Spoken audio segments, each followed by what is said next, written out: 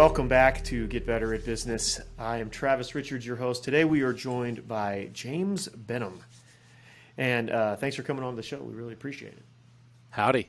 Yeah. So you say howdy like you're in College Station, but as we just discussed, you're not suffering through the 102-degree weather. You're actually in Michigan right now. And so I am a diehard Aggie, but got 2 degrees there. But and I do have an official residence in College Station I live at most of the year, but in the peak of the summer heat, I do escape to the beautiful wintry wonderland of Michigan, where it only hits 75 every day. yeah, well, it's like sweater in summertime. That's not really part of what we do down here. And so, the only thing that makes it better in August in Texas is if you are a heater manufacturer and you're testing heaters out in the plant during August in Texas. And so that's always a treat. But so the first thing that I have to ask you is that I am very intrigued by your cover photo on LinkedIn. It is you and a snarling tiger in a costume or whatever. Please explain to me what is the story behind that. Yeah, so I served as a city councilman in College Station from 2012 to 2018, 2 terms. I was mayor pro tem of College Station. Love College Station. I love my Aggies. But in 2020, Governor Abbott asked me to serve as a regent on the board of Texas Southern University, which is in Houston, Texas. It's a historically black college located in 3rd Ward, just south of downtown Houston. And so for the last almost 2 years, I'm coming up on my 2-year anniversary. I've been a regent there, helping lead and govern the university with 8 other great governor's appointees, and we actually have an Aggie president there. She has 3 degrees from A&M, and so she's the president, and we've got some awesome people on the board with me, and we're doing really cool things. And I'm a pilot, so I've been really helping build up our aviation program. Very cool. And I was in the Corps of Cadets at A&M, so I've been working on our ROTC efforts, and I also sit on audit committee and admin, finance, budget. I chair the development and legislative affairs. So I've been working with the state house and senate. So that's my volunteer gig is down in Houston, and we have just about 8,500 students that are really doing great things. And so it's been an honor to be able to serve them.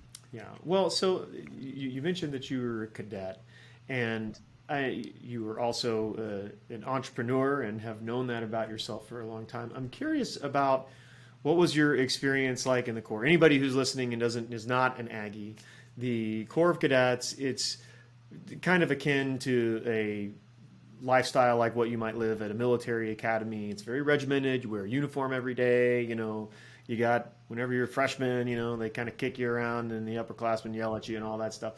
But it is a very structured and regimented environment, and most entrepreneurs that I know do not thrive in really structured, regimented environments. And so I'm just kind of curious, what was your Corps of Cadets career like? Well, it launched my business, so I should include it in this discussion. I started this business that I'm running now 21 years later when I was a senior in the Corps at A&M. And all my first clients were ex-cadets. So it had a huge role in getting me launched. I loved being in the Corps. There's 6 senior military colleges out there. There's North Georgia, VMI, Citadel. There's Norfolk, Virginia Tech, and Texas A&M. Those are the 6 SMCs. And then there's the 4, there's the military academies, right? So West Point, Air Force Academy, Naval Academy, Coast Guard Academy. So you can become an officer by going to any of the academies, by going to 6 senior military colleges, or by being an ROTC at college. But being an ROTC at college is kind of like a one-day-a-week kind of deal. Being in a senior military college like A&M or Virginia Tech, you live together, eat together, you drill together every day, you have morning and evening formation, you wear a uniform all day. I was very attracted to that. My father was in the Navy, my grandfather was in the Navy, and I was my dad's uncle, everybody, a lot of folks served, and I was very attracted to a disciplined, regimented lifestyle. And the Corps is a great way to test that out without actually being in the military, because you're technically a midshipman in the Navy if you're Navy ROTC. So you swear an oath, and you're under the command of the United States Navy, but you're not an officer. And so I loved it. It was amazing. I loved the friendships I made. I loved the discipline it instilled. It taught me what a long, hard day was. It taught me what a chain of command was. It taught me how to organize people and projects and get things done. It taught me a lot. In fact, when I structured my business, I'm like, well, I'll just build it like my units were in the Corps, and it was really great training for running a business. That being said, after 4 years, I knew that Clinton was president too. It was late 90s when I had to decide if I was going in or not, and he wasn't hiring. And I went to my, so I did 2 internships with Price Waterhouse in audit, and decided that was like the military but private service. and so that's when I started my business. Went to my dad, went to my buddy from high school, and we started JB Knowledge April of 2001 when I was still finishing my undergrad in my dorm room in the Corps. So it was a big role. I still, like, my best friends from college, probably half of them are cadets, and the other half are people I was in a fraternity, I was in student senate, I was in some other things at A&M, but I just loved it. I loved it. And my nephew's a sophomore in the Corps right now. He's in my old unit. What unit? What unit were you in? Company C2, man. Best one in the Corps. And so, like, I was a BQ, and so I was like, there was a Happy Halloween. Yeah, exactly. So, 10-second backstory for all of this. As you might imagine, whenever you put a bunch of college kids in, as James mentioned, you eat together, you live together, you drill together. There's a lot of very fun rivalries come out of that, and every year ours is the best. Every year on Halloween, the C2 guys and the BQs all get together. Yeah, they would all.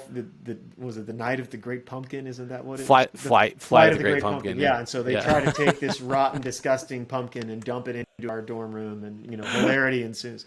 But it's So anyway, it's the best thing ever. And it's just I'm 43 and I still enjoy it. Yeah. So. It's one of the things that I'm curious about your experience, especially because you got started as an entrepreneur so soon, like kind of while you were still doing that, is that as I reflect back on my experience of being a cadet, is that one of the guys that I was in the Corps with mentioned that it's like this is a living in this kind of an environment, it gives you sort of a organizational politics 101. And it teaches you a lot about, like, it's not a bad proxy for like, hey, this is how people, there's a lot of different ways that people get promoted. Some people get promoted by being great. Some people get promoted by being buddies with the person who gives the promotion. Some people, how do you, if you're, kind of having these different classes of people, structurally as far as like sophomores, juniors, seniors, freshmen, and then also kind of the different cliques that emerge of like, hey, these are the people that are like the good cadets, and then these are the people that are the, not the good ones or whatever. And these little structures form within these groups. And so what he said, he went to go work for a big company afterwards, and he said, it was a lot easier to navigate because I'd kind of gotten this on like a little bit of a smaller scale. And so, especially if you said you went to PwC or whatever, then it's like, what was the, did you find that was the case as well? Yeah, 100%. It definitely, when you jump in and you think when you're in college and you're in this 2,200 person cadet corps, and you think, well, this is just the way the Corps is, and then you get into a 158,000 person consulting firm where I'm just to be clear, I interned there twice. Oh, right? yeah. Sorry. I did 6 months there. I didn't, I worked on clients. I did very interesting work, but it was the same stuff. I'm like, wait, the organizational politics here are identical. I mean, it was remarkably similar. That's why I said it's like the military, but not for the government. It's an army of consultants, and they're deployed, and it's just their lives aren't at risk. I mean, and so it was really interesting how you learn these lessons in a military college, and they directly apply over. Whereas when you're in a very unstructured college environment, you can be in like, I saw a lot of civilian leadership organizations that taught leadership, but they never taught the most important thing I learned in the Corps, and that was followership. It was how to obey orders and how to obey a chain of command and how to understand how organizations work and how to deal with the fact that you're 8 layers down from the corps commander and you've got to report up and you have to get permission and approval. And there's, these concepts are actually not common sense because so many people don't understand them. And so I always thought that what the civilian leadership organizations were missing was teaching followership first. And I still believe that. And that's why I think the Corps succeeds at is teaching people how to follow and then teaching them how to directly manage and then how to lead and then how to motivate, which is kind of like your 4 years, And I think they still do a very good job of it. It's different than when you and I are in. Different the daily life looks different, but there are still people that quit. It's still hard. It's still hard to do that and maintain a full course load at Texas A&M, and it still cranks out leaders. It is still a leader factory, and I can tell you that because I hire a lot of them. Yeah, and it is still a freaking leader factory. Well, I've heard it described as a leadership laboratory, and the one of the things that's a real great benefit of being involved in some kind of a structured organization like that, whenever you're young and in college and you're an idiot, is that you get a chance to lead, but really the consequences are not this. You're not dealing with the same stakes as they're going to be if you go on to a military career or if you go on to a business career, where your leadership decisions are going to have, much bigger implications and affect a lot more people in much more profound ways than as opposed to whenever you're a cadet and it's like, hey, if we screw this thing up, maybe we don't get to win this award or we don't get to march in the front of the line or whatever those are. And so I think that was one of the things that's really beneficial of being involved in student organizations, whatever, is that you get a chance to, you get a chance to fail without having your livelihood at risk. Yeah, you get a chance to learn by doing instead of learn by books. And ideally, you get a chance to fail. And I'll tell you, the situations that I have to step into as an alumni now, because I've been mentoring cadets in C2 for the last 15 years through an official mentorship program the Corps Cadets Association runs. I step in when people in the administration at A&M forget that they're supposed to be failing every once in a while and not get booted for it. And I'm like, hold on. They're not, they're supposed to be able to fail in a safe environment and learn from it. And like the so many times they're like, they're used to just cutting people's heads off. And so that's really where I think sometimes people can go overboard is when they forget that fundamental thing that you're there to allow them to fail in a safe environment. And instead of kicking them out, hey, let's give them 3 restricted weekends. Let's make them march in a circle for 6 hours called marching tours. Let's give him KP duty where he has to clean up. I mean, I don't care what it is. There's like 1,000 creative legal punishments that you can give somebody. They're totally, not hazing. I mean, there's a lot of ways to discipline people without removing them from the organization. I mean, removing someone from our organization is like the last thing we do. I mean, it is like way down dead last on our list. We've got almost 300 employees at JB Knowledge. And, we do not want to have to remove people. We will if we have to, but man, we go through a lot of remediation before that happens. And that's the real world. It's not it's not a college environment. Well, it's I heard, I heard recently a good quote, I think, Steve Jobs saying something to the effect of, whenever you come across problems, which are usually caused by somebody screwing up, he said that at some point in his career, he started taking the longer view on people. And rather than coming in and trying to fix the problem, he's like, how can I help this person grow so that they don't make the mistakes again? Because, if you're relying on teamwork, as we all do in business, then just like, let's just get rid of them. It's like, dude, that's that is a painful road if that is your method for solving problems and getting better as an organization. Yeah, sometimes you have to do it, but it's you got to be really judicious about it. It's easy, it's convenient and easy. It's actually kind of like, I'm going to remove this person. I'm not going to put accountability and oversight and all these other things on top of them. Now that being said, sometimes people do have to go because they're just not the right fit for the organization. But and so that's always a tricky one, because I think that if you are an entrepreneur, then by definition you are accepting a great deal of personal responsibility for your, certainly for your financial outcomes. And so I think that it's inherent that, the good entrepreneurs that I know, they always look kind of towards themselves first. And so when You better. well, yeah, I mean, Yeah, the first view needs to be in the mirror. absolutely. But so to that end, though, is that I think that, like you said, you do come across situations sometimes where this person's just not the right person for the organization. I think that there's you always end up at that situation of asking yourself, it's like, but what else could I have done? Did I give this person the right coaching? Did I give this person the right resources to do a good job?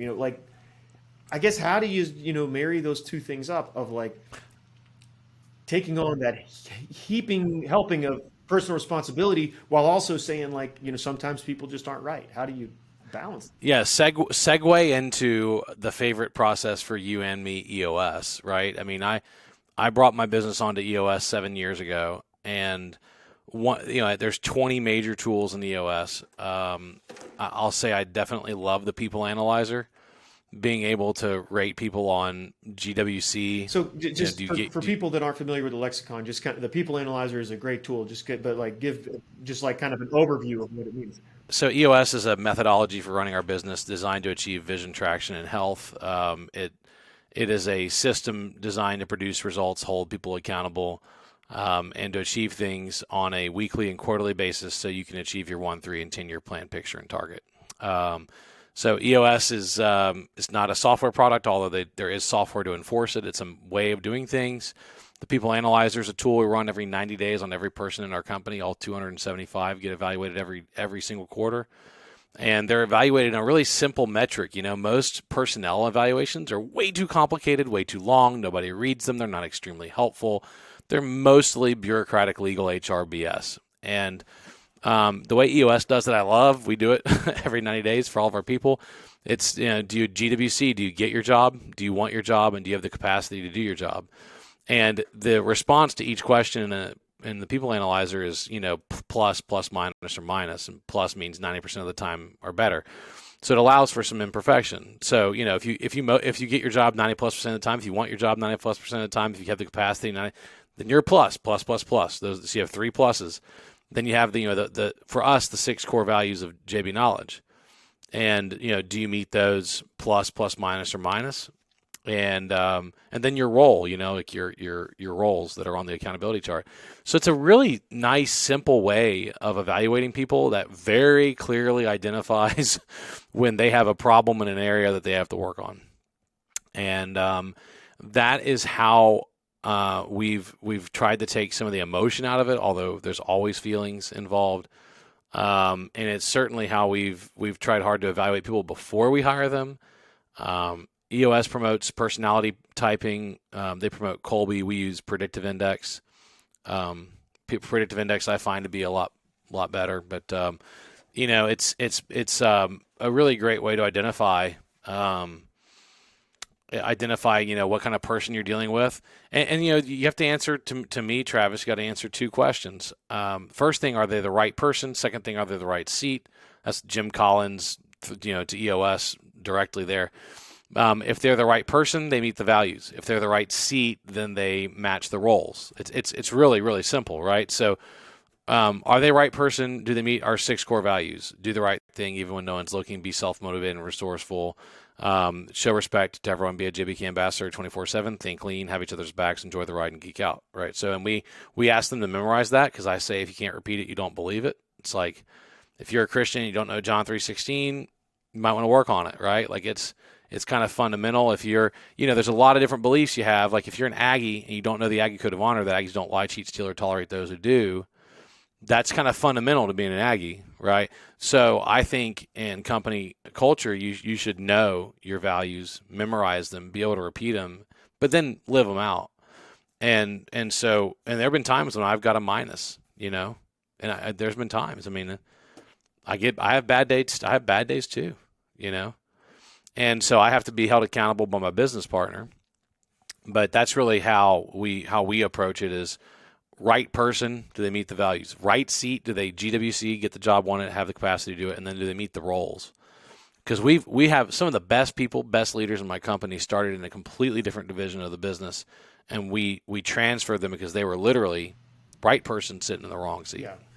So whenever you go through this exercise with people once every 90 days and you come across this person that's below the bar, there's, you were talking earlier about a bunch of, HR bureaucratic BS, whatever. I think that is the path that a lot of people start pursuing there, where it's like, okay, we need to develop, like a performance improvement plan, and we got to do this, and you have all these different rules about what happens, essentially leading up to firing somebody. And I think that the spirit of a lot of that in organizations that I have seen is that it's not in the interest of the person. It's in the hey, whenever we eventually fire this person, let's make sure that they can't sue us for anything. And that's, not really at the heart of what most kinds of, not at the heart of the culture that most of us, I think, want to create in our businesses. But no, it's not. But I mean, you always have to follow the law. Oh, of course, yeah. I mean, and so there are steps you have to take legally that are not part of any custom business methodology or EOS or Rockefeller habits or anything that would be out there. Like they're part of, like we use a PEO, so yeah. We let the PEO, because they're technically the legal employer of record, we let them do the things legally they need to do to deal with personnel issues. And we follow the law always, but there's a practical side to it that if you properly manage it, and one of my favorite books on it is one of the kind of core contributing books to EOS by Pat Lencioni. 5 Dysfunctions of a Team. That's super duper high up there. 4 Obsessions of an Extraordinary Executive. I mean, those books really line out kind of what the consequences often end up being, and that's that people, just don't pay attention to accountability in the short term, and they think that they're making the right decision by cutting people before they ever held them accountable. But most people are really afraid to hold people accountable and reprimand them. And I see it all the time in public service. I can tell you that I saw it on Planning and Zoning Commission. I saw it on City Council. I see it running a university. Holding people accountable is unpleasant and uncomfortable, and people don't like doing it. So, so yeah, well, they shy away from it. I have once heard somebody say, I don't remember who this was, they were probably smarter than me, that they sort of framed it up as like it's hard to it's basically impossible to hold someone else accountable. You have to create systems in an environment in which people are capable of holding themselves accountable. The message there, right, is that if there's basic things that we all have to do, it's like, you can't just sit and watch over somebody's shoulder and make sure that they are doing every single thing exactly the right way every single time. You have to create an environment where they understand and it's very clear what is expected of them, and then they can choose to hold themselves to that standard or not.